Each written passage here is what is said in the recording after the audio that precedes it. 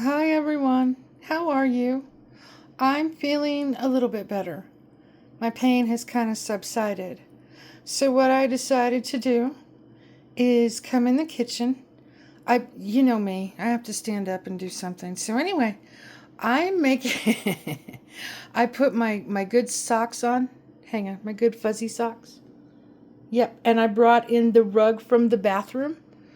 So, yeah, don't mind my skeleton pants. I really don't want to hear it. Anyway, I'm in the kitchen. So, these tomatoes have been blanched.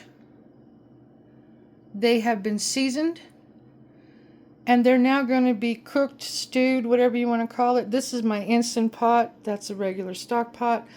It's too much for the Instant Pot. Anyway, I'm going to make my own sauce, marinara sauce. So, I'm doing that.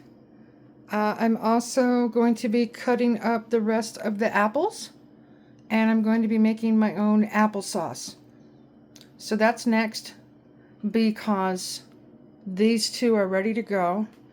And then while the applesauce is cooking, I decided to make brownies.